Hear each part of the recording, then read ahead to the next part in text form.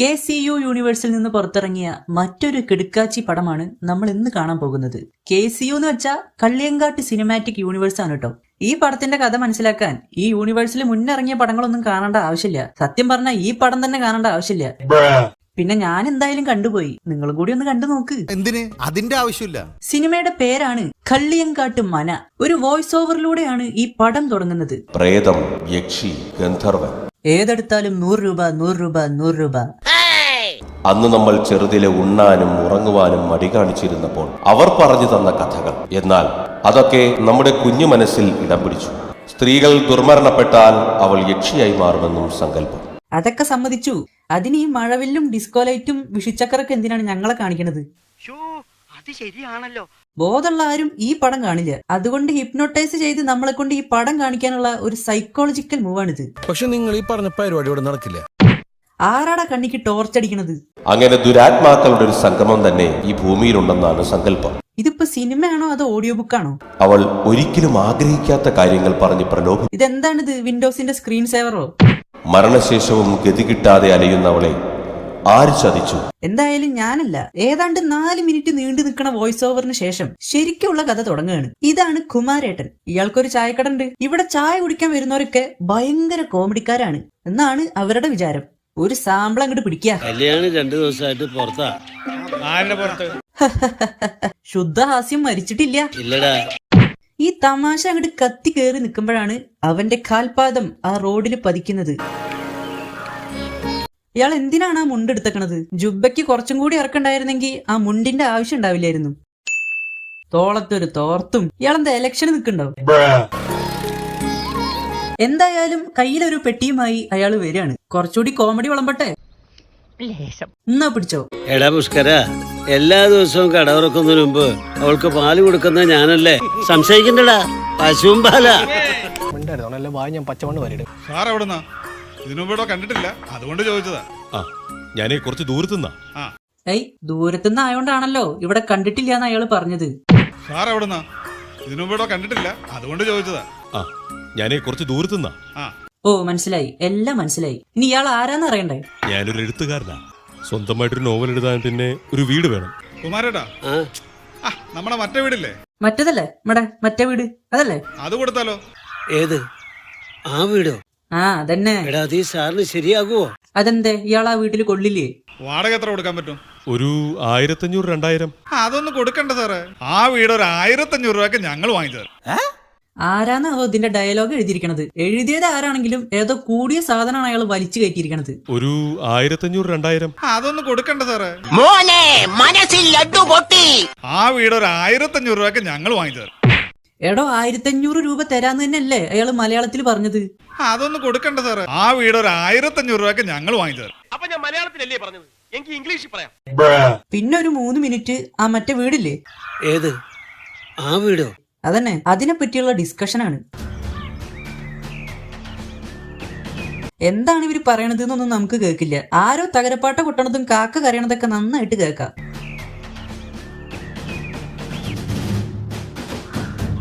വൈകിട്ട് എന്താ പരിപാടി? നീ വാങ്ങോ?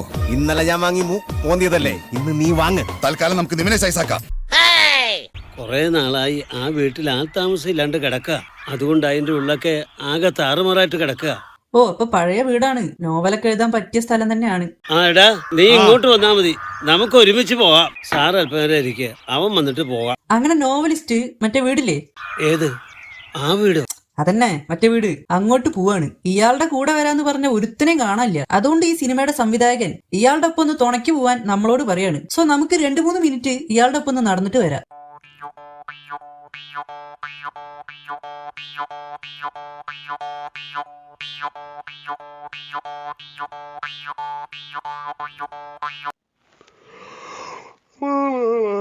ഇതാണ് കേട്ടോ കള്ളിയങ്കാട്ട് മന. അപ്പൊ മന എന്താന്ന് അറിയാത്ത ആളാണ് ഈ പടം എടുത്തേക്കണത്. മനയാത്രേ, മന. കൊറേ കാലമായിട്ട് അടച്ചിട്ടതുകൊണ്ടാണെന്ന് തോന്നുന്നു. അകത്തൊക്കെ നല്ല വൃത്തിയുണ്ട്. ടൈൽസ് ഒക്കെ ഇങ്ങനെ കിടന്ന് തിളങ്ങാണ്. ഒരു കസേര നീങ്ങിയ സൗണ്ടാണോ അത്?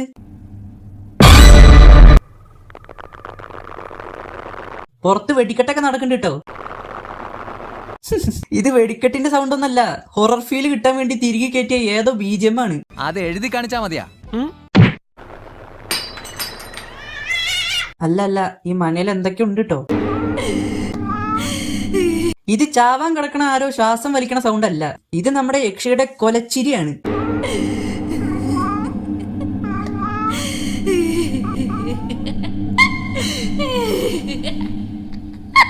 അതെന്താ അങ്ങനെ ഒരു സൗണ്ട്? ആദ്യം പോയിട്ട് ഒരു ഗ്ലാസ് വെള്ളം കുടിക്കി, എന്നിട്ടുണ്ടാക്ക് ചിരിയും ബഹളമൊക്കെ. പിന്നെ ഇയാള് കുറെ നടക്കും, ഇരിക്കും, പിന്നെ നടക്കും. അങ്ങനെ രാത്രിയാവാണ്. ഇനി നമ്മളെ ഭയത്തിന്റെ മുൾമുനയിൽ നിർത്താൻ വേണ്ടിയിട്ട് സംവിധായകൻ കുറച്ച് വൈൽഡ് ഐറ്റംസിനെ ഇറക്കി വിടുകയാണ്. മൂങ്ങ, പാമ്പ്, പിന്നെ കുറച്ചു പുക. ഒടുവിൽ അവൾ വന്നു. കള്ളിയങ്കാട്ട് വസുന്ധര.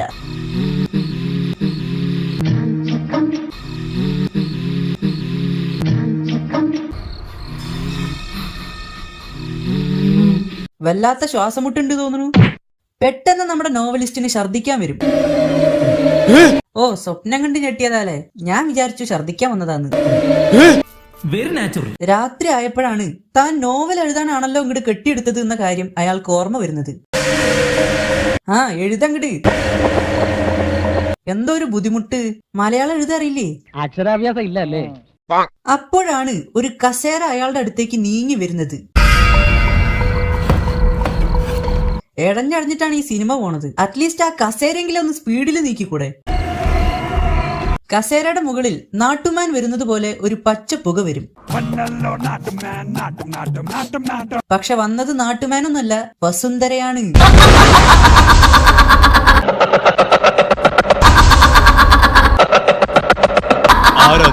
നിന്റെ അമ്മേനെ കെട്ടിയോ? ഒരു പ്രേതത്തെ കണ്ട മനസ്സിലാവാത്ത ഇയാളൊക്കെയാണ് നോവൽ എഴുതാൻ വന്നിക്കണത്. നീ എന്താ ഇങ്ങനെ ഈ രൂപത്തിൽ? പിന്നെ എങ്ങനെ വരണം? നീ എന്തിനാ ഇങ്ങനെ അലയുന്നത്? എന്റെ വീട്ടിൽ എനിക്ക് ഇഷ്ടമുള്ളപ്പോ ഞാൻ വരും പോകും. അതിന് നിന്റെ അനുവാദം എനിക്ക് ആവശ്യമില്ല. കിട്ടിയാ? ഇല്ല, ചോദിച്ചു വാങ്ങിച്ചു. നിനക്കെന്നെ ഭയമില്ലേ? പേടിക്കണമെങ്കിൽ അതിന് ഒരു ബുദ്ധി വേണം, അതിവനില്ല. നിനക്കെന്നെ ഭയമില്ലേ? അല്ല, എന്ത് കണ്ടിട്ടാ പേടിക്കേണ്ടത്? അതൊന്ന് പറയോ. നിങ്ങളുടെ ഓവർ മേക്കപ്പ് കണ്ടിട്ടാണോ പേടിക്കേണ്ടത്? മേക്കപ്പ് കൂടുതലാണ് ചേട്ടാ. മേക്കപ്പ് കുറച്ച് കുറവാണെങ്കിലേ ഉള്ളൂ. അവരുടെ ഒരു ലിപ്സ്റ്റിക്കും മാലയും കമ്മലും. പ്രേതാണിത്ര, പ്രേതം. എന്റെ അനുവാദമില്ലാതെ നീ എന്റെ വീട്ടിൽ താമസമാക്കി ഒഴിഞ്ഞു പൊക്കോണം ഇന്ന് തന്നെ. സാധാരണ എല്ലാവരും പ്രേതത്തെയാണ് ഒഴിപ്പിച്ചു വിടാറ്. ഇതിപ്പോ പ്രേതാണ് ഇയാളെ ഒഴിപ്പിച്ചു വിടാൻ നോക്കണത്. ഞാനൊരു കഥാകൃത്താണ്. എന്റെ ജോലിയുടെ ഭാഗമായി ശാന്തമായി ചിന്തിക്കുവാനും നല്ലൊരു നോവൽ എഴുതുവാനും പറ്റിയൊരു സാധനമാണ് ടേബിൾ മേറ്റ്. അല്ല പിന്നെ അയാളുടെ ഒരു അച്ചടി ഭാഷ. പക്ഷേ ഇത്രയും സുന്ദരിയായ ഒരു പെൺകുട്ടിയുടെ വീടായിരുന്നു എന്ന് ഞാൻ അറിഞ്ഞിരുന്നില്ല. മോനെ, നീ നോവൽ ഉണ്ടാക്കിയാ മതി കേട്ടോ. അതിനു മുമ്പ് നിന്നെ ഞാൻ കൊല്ലും. ഭയപ്പെട്ട് ഓടത്തില്ല. നിനക്കെന്നെ കൊല്ലാം. വരൂ. എങ്ങട് വരാൻ? നിനക്കെന്നെ രുധിരപാനം ചെയ്യാം. രുദ്രപാനോ? അതെന്താ സാധനം? മുള സർബത്ത് പോലത്തെ എന്തെങ്കിലും ആണോ? അങ്ങനെ ഇയാള് യക്ഷിയെ ഡയലോഗ് അടിച്ച് മയക്കാൻ നോക്കാണ്. ഇയാളുടെ വെറുപ്പിക്കല് കാരണം വസുന്ധര കരഞ്ഞുകൊണ്ട് എങ്ങോട്ടോ മാഞ്ഞുപോയി. വസുന്ധരേ, വസുന്ധരേ, ആള് പോയോ? പിന്നെ തന്നെ കാത്തായാളോ നിൽക്കല്ലോ അവിടെ. വന്നിരുന്നെങ്കില് കഥ എഴുതാൻ ഒരു കൂട്ടായാലേ. അങ്ങനെ താൻ ഇപ്പൊ കഥ എഴുതണ്ട, ഒറ്റയ്ക്ക് ഉണ്ടാക്കാൻ പറ്റിച്ചുണ്ടാക്കിയാ മതി. പ്രേതം പോയിട്ടും അയാളുടെ ക്രിമികടി മാറിയിട്ടില്ല. കുമാരേട്ടൻ നടന്നു പോകുമ്പോഴാണ് അത് കണ്ടത്. വസുന്ധരയ്ക്ക് ചെങ്കണ്ണ്. അത് കണ്ട കുമാരേട്ടൻ വേഗം അവിടുന്ന് സ്ഥലം വിട്ടു. അങ്ങനെ വീണ്ടും സൂര്യൻ ഉദിച്ചു. ഒരു ദിവസം കടന്നുപോയി. നമ്മുടെ നോവലിസ്റ്റ് നട്ടുച്ചയ്ക്ക് സൂര്യവന്ദനം ചെയ്യാൻ കേട്ടോ. എടോ, വെയില് ടൈൽസിൽ അടിക്കണത് വേറെ കാണാണ്ട് അയാളുടെ ഒരു സൂര്യവന്ദനം. തുളസിക്ക് വെള്ളം ഒഴിക്കുന്നതിന്റെ കൂടെ നോവലിസ്റ്റ് ക്യാമറയിൽ ഒത്തിരി വെള്ളം തളിക്കുന്നുണ്ട്. ഇന്നലെട്ട അതേ ഷർട്ട്, അതേ മുണ്ട്, അതേ തോർത്ത്. അപ്പൊ കുളിച്ചിട്ടില്ല. എന്നിട്ടാണ് അയാൾ വന്ദിക്കാൻ വന്നിക്കണത്. ആദ്യം തന്റെ മേത്തൊന്ന് വെള്ളം ഒഴുക്കി, എന്നിട്ട് ബാക്കി ഉണ്ടെങ്കിൽ നമുക്ക് തുളസിക്ക് ഒഴിക്കാം. അങ്ങനെ കുളിക്കാത്ത ഇയാള് നടന്ന് അമ്പലത്തിൽ പോയി വിളക്കില് തിരിവെച്ച് എണ്ണ ഒഴിച്ച് കത്തിച്ച് ഒന്ന് തൊഴുത് വീണ്ടും വീട്ടിലേക്ക് പോയി. നമ്മുടെ 1/2 മണിക്കൂറും പോയി. അങ്ങനെ വീണ്ടും രാത്രിയായി. ചന്ദ്രൻ വന്നു. കഥയെടുത്ത ഇടം വരെ സാറേ. ഇല്ല, തുടങ്ങിയില്ല. പിന്നെ ഇത്രയും നേരം ഇയാൾ എന്തുണ്ടാക്കുകയായിരുന്നു ഇവിടെ? അങ്ങനെ പെട്ടെന്ന് എഴുതാവുന്ന സാധനമല്ല കഥ. അതെ, അത് ഈ പടത്തിന്റെ കഥ എഴുതിയ ആൾക്കൊന്ന് പറഞ്ഞു കൊടുക്കട്ടോ. ഇനി ഒരു കോമഡി ആവാം. എനിക്ക് ഈ നോവലിസ്റ്റുകൾ ഭയങ്കര ഇഷ്ടമാ. അതെന്താ? എനിക്ക് അതിനുള്ള കഴിവില്ല. ഹേയ്, അതൊന്നും ഞാൻ കഴിക്കാറില്ല. അതൊന്നും കഴിക്കാതെ എഴുതുന്ന ഒരു കഥാകൃത്താണ് ഞാൻ. എന്നിട്ട് എന്താ ഇയാൾ എഴുതിയത്? ഒരു കാര്യം മറ്റടുത്ത ചോദ്യം ചോദിക്കില്ല. അപ്പൊ ഞാൻ ഞാനെങ്ങോട്ട് ആരും പേടിക്കണ്ട, വസുന്ധര പട്ടത്തണ്ട് വെട്ടി എറിഞ്ഞതാണ്. രണ്ട് കരിക്കും കൂടി ഇട്ട് തരുമോ? വീണ്ടും നേരം വെളുത്തു, സൂര്യൻ ഉദിച്ചു. സുപ്രഭാതം കാറ്റിലൂടെ ഒഴുകി വന്നു, അതും നട്ടുച്ചയ്ക്ക്. വീണ്ടും നോവലിസ്റ്റ് ഇന്നലത്തെ അതേ ഡ്രസ്സ് തന്നെ ഇട്ട് കുളിക്കാതെ തുളസിത്തറയിൽ വെള്ളം ഒഴിച്ചു. ഈ സുപ്രഭാതം കേൾക്കാനാണെങ്കിൽ നമുക്ക് സെപ്പറേറ്റ് ആയിട്ട് കേട്ടൂടെ? അതിനിപ്പോ ഈ പടം കാണേണ്ട ആവശ്യമില്ലല്ലോ. കുമാരൻ ചേട്ടൻ തന്നു കേട്ടോ ചായ. ഞാനേ അങ്ങോട്ട് വരുന്നുണ്ടെന്ന് പറഞ്ഞേക്ക്. എനിക്ക് ചായ മാത്രം പോരാ, എനിക്ക് പലഹാരം കൂടി വേണം. എനിക്ക് ചായ മാത്രം പോരാ, എനിക്ക് പലഹാരം കൂടി വേണം. എനിക്ക് പലഹാരം കൂടി വേണം എന്നൊക്കെ പറയണ്ടല്ലോ. 2 ദിവസമായിട്ടപ്പോ ഇയാൾ എന്താന്നാവോ തിന്നത്? വസുന്ധര വെട്ടിയിട്ട പട്ടത്തണ്ടോ? ദാ ഇത് കൊണ്ടുപോയിക്കോ. എന്നിട്ട് കുമാരേട്ടനോട് പറയണം ഞാൻ അവിടെ ഒന്ന് കഴിച്ചോളാം. ശരി, ഇപ്പൊ ചായ കിട്ടിയല്ലോ, അത് ആദ്യം കുടിച്ചിട്ട് പിന്നെ പലഹാരം തിന്നാൻ വേണ്ടി അങ്ങോട്ട് പോയാ പോരെ? ആൾക്ക് തീരെ വിദ്യാഭ്യാസം വിവരമൊന്നും ഇല്ലേ. ഇനി ഈ ചായ ഇയാൾ തിരിച്ചു കൊണ്ടുപോയി വെച്ച് ഇയാൾ അങ്ങോട്ട് കെട്ടിയെടുത്ത് പലഹാരം തിന്ന് വെറുതെ എന്റെ സമയം കളയാൻ വേണ്ടിട്ട് ഓരോ ആഞ്ജനേയ സ്വാമി.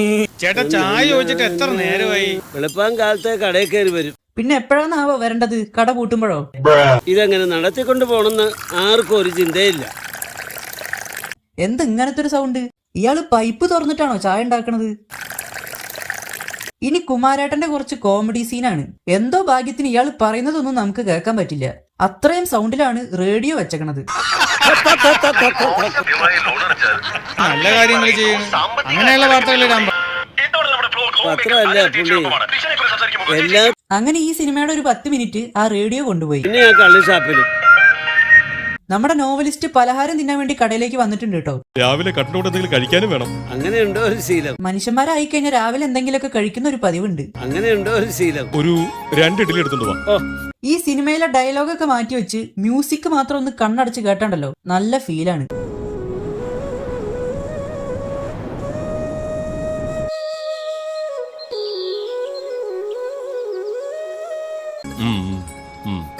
ഈ വസുന്ധര ആരാ ചേട്ടാ? ആ അങ്ങനെ ചോയ്ക്കി. അല്ല, അവരൊക്കെ ഇപ്പൊ എവിടെയാ ചേട്ടാ? അങ്ങനെ ഇഡ്ഡലി മുടുങ്ങാൻ വന്ന ഇയാള് വസുന്ധരയെ പറ്റി അന്വേഷിക്കുകയാണ്. അവളൊരു പിഴയായിരുന്നു സാറേ. സത്യം പറയണ്ടായിരുന്നു. അവളൊരു പിഴയായിരുന്നു സാറേ. അവളുടെ അച്ഛനറിഞ്ഞാണോ ഇതൊക്കെ ചെയ്യുന്നത്? അതെ, അച്ഛനോട് ചോദിച്ചിട്ട് ചെയ്യാൻ പറ്റിയ കാര്യമാണല്ലോ ഇതൊക്കെ. ഇയാൾ ഏതറാ? അങ്ങനെ കുറെ നേരത്തെ വർത്താനത്തിന് ശേഷം 35 രൂപയുടെ ഇഡ്ഡലിയും തിന്ന് 20 രൂപയും കൊടുത്ത് കയ്യും കഴുകാതെ നോവലിസ്റ്റ് വീട്ടിലേക്ക് പോയി. എന്നിട്ട് നേരെ വന്ന് കിടന്നുറങ്ങി. എത്ര ചേട്ടാ? 35 രൂപ. ഇതാ. അവിടെ ഈ സിനിമയുടെ ഇന്റർവെല്ലാണ്. 2 ഇഡ്ഡലി തിന്നപ്പോഴേക്ക് ഇന്റർവെല്ലൊക്കെ ആയോ? ഒരു 2 ഇഡ്ഡലി എടുത്തോണ്ട് വാ. അങ്ങനെ വീണ്ടും പിറ്റേ ദിവസമായി. സൂര്യൻ ഉദിക്കുകയാണ്. ഒരു കാര്യം ഞാൻ പറയാം, സിനിമാ നടൻ സൂര്യ തിരിച്ചു വരുമെന്ന് എനിക്കറിയില്ല, പക്ഷെ ഈ സിനിമയിലെ സൂര്യൻ ഇടയ്ക്കിടയ്ക്ക് തിരിച്ചു വരുന്നുണ്ട് കേട്ടോ. വലിയൊരു കുനിഷ്ട് പിടിച്ച കേസായി. പിന്നെ കുറച്ച് പ്രകൃതി രമണീയതയാണ്. പാടം, കുളം, തെങ്ങ്, കവുങ്ങ്.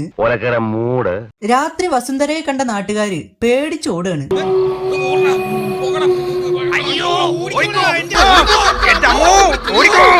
ഇവരുടെ ഈ ഓട്ടത്തിന് മാത്രം ഏതാണ്ട് 10 മിനിറ്റാണ് ചെലവായത്.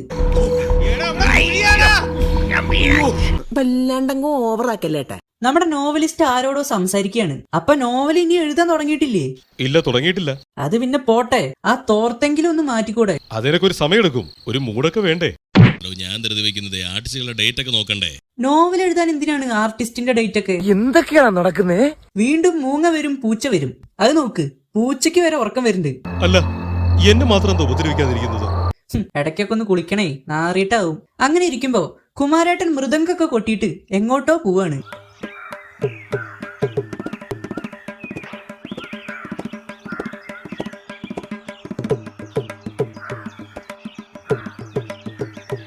അല്ല, ഇതിപ്പോ എന്തിനാണ് ഈ സീൻ കാണിച്ചത്? ഈ കഥയും ഈ സീനും തമ്മിൽ എന്താണ് ബന്ധം? ഇനി കുമാരേട്ടന്റെ ഒരു ഫലിതം. എടമണിയാ വല്ലതും അടിച്ചോടാ. അടിക്കാൻ നോക്കിയാ ആർക്കിട്ട്?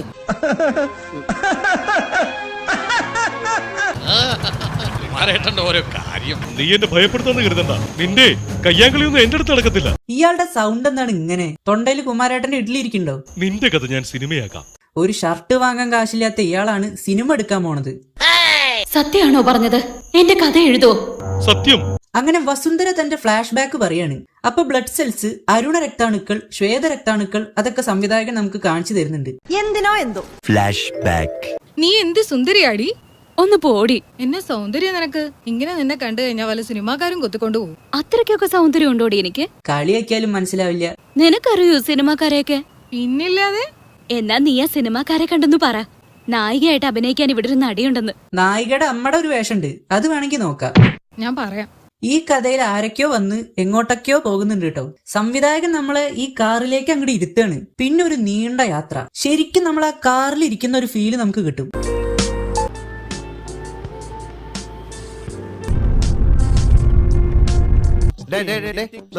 ഞാൻ പറഞ്ഞ് സമ്മതിപ്പിക്കാം. എന്റെ ഒപ്പം അങ്കിളുടെ കൂട്ടുകാരൻ നിർമ്മാതാവും വരുന്നുണ്ട്. നീയാടി എന്റെ പ്രിയപ്പെട്ട കൂട്ടുകാരി. അങ്ങനെ വസുന്ധരയുടെ കൂട്ടുകാരി വസുന്ധരയ്ക്ക് സിനിമയിൽ അഭിനയിക്കാനുള്ള ഒരു ചാൻസ് റെഡിയാക്കി കൊടുക്കാണ്. ഇതിന്റെ ഇടയിൽ ക്യാമറ ഒരു പറമ്പിൽ ഓണാക്കി വെച്ചിട്ട് ക്യാമറാമാൻ എങ്ങോട്ടോ പോയി. അപ്പൊ ആ ക്യാമറയിൽ പതിഞ്ഞ പശുക്കളെയും കൊറ്റികളൊക്കെയാണ് നിങ്ങൾ ഇപ്പൊ കണ്ടോണ്ടിരിക്കണത്.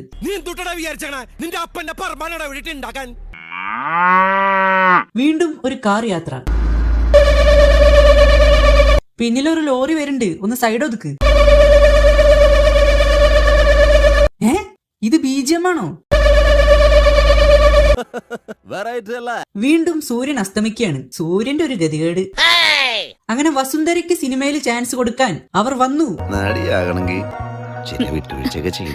ഒരു വശത്ത് വസുന്ധരയെ ഇവർ ആക്രമിച്ചുകൊണ്ടിരിക്കുമ്പോ മറുവശത്ത് ഒന്നും ചെയ്യാനാവാതെ തളർവാദം പിടിച്ച് ഒന്ന് അനങ്ങാൻ പോലും ആവാതെ അവളുടെ അച്ഛൻ നിലവിളിക്കുകയാണ്. അവസാനം വസുന്ധരേനെ ഒരുത്തൻ കൊല്ലും, അവളുടെ അച്ഛനെ വേറൊരുത്തനും കൊല്ലും. എന്നിട്ട് ഇത് കൊലപാതകമല്ലെന്ന് വരുത്തി തീർക്കാൻ വേണ്ടി ഈ പൊട്ടന്മാര് വസുന്ധരയുടെ ഡെഡ് ബോഡി എടുത്ത് അവളുടെ അച്ഛന്റെ അടുത്ത് കൊണ്ടുപോയി വെച്ച് തളർവാദം പിടിച്ച് ഒരു ചെറുവിരല് പോലും അനക്കാൻ പറ്റാതെ കിടക്കുന്ന ഇയാള് വസുന്ധരേനെ കഴുത്ത് ഞെരിച്ചു കൊന്നു എന്ന് വരുത്തി തീർത്തു.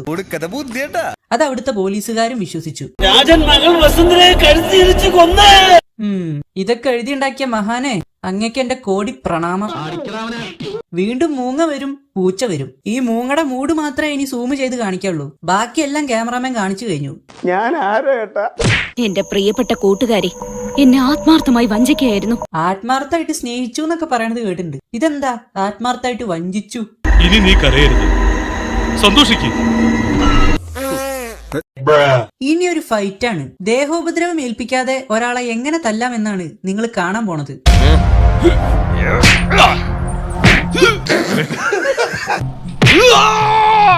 നോവലിസ്റ്റിന്റെ ഇടി കൊണ്ട് ഗുണ്ടയുടെ വായിൽ നിന്നും മൂപ്പര് നേരത്തെ കുടിച്ച സിപ്പപ്പ് വെള്ളമൊക്കെ തെറിച്ചു പോകുന്നുണ്ട് കേട്ടോ.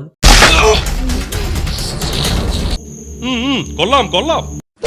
ഇതൊരു നോവലാക്കില്ല, ഒരു സിനിമ തന്നെ എടുക്കും, അത് ജനങ്ങളിൽ എത്തിക്കും. യൂട്യൂബിലൂടെ ആയിരിക്കും. സ്വാമിയേ ശരണമയ്യപ്പ, ഞാൻ ചില മന്ത്രങ്ങൾ ഉരുവിടും, അത് നിനക്ക് മോക്ഷപ്രാപ്തി ഉണ്ടാക്കും. നിനക്കപ്പ മന്ത്രങ്ങൾ ഉരുവിടാനൊക്കെ അറിയായിരുന്നു അല്ലേ? ഏകദേശം അറിയായിരുന്നു. കള്ളപ്പന്നി. അപ്പൊ നേരത്തെ അതങ്ങോട്ട് ഉരുവിട്ട് നോവൽ എഴുതിയിട്ട് മിണ്ടാതെ പോയാ പോരെ? അങ്ങനെ വസുന്ധരയ്ക്ക് മോക്ഷം കിട്ടി, പടം കഴിഞ്ഞു. ഇതിന്റെ സ്ക്രിപ്റ്റ് റൈറ്ററോട് എനിക്കൊരു കാര്യം ചോദിക്കാണ്ട്. വെള്ളടിച്ചിട്ടാണോ നിങ്ങൾ ഈ സ്ക്രിപ്റ്റ് എഴുതിയത്? ഹേയ്, അതൊന്നും ഞാൻ കഴിക്കാറില്ല. അതൊന്നും കഴിക്കാതെ എഴുതുന്ന ഒരു കഥാകൃത്താണ് ഞാൻ. ഒരു അപരാധം പിടിച്ച സിനിമ. നിനക്ക് ഇഷ്ടപ്പെട്ടില്ലല്ലേ? എനിക്കെന്നല്ല, ആർക്കും ഈ പടം ഇഷ്ടാവില്ല. ഇത് എഴുതിയുള്ള തലയിൽ പിണ്ണാക്കാണെന്ന് ഞാൻ പറഞ്ഞ ആ പിണ്ണാക്കിന്റെ വില കൂടി ഇല്ലാണ്ടാവും. ഏതായാലും വലിയ ചതിയായി പോയി നിങ്ങൾ എല്ലാവരും കൂടി ചെയ്ത ചെയ്തേ.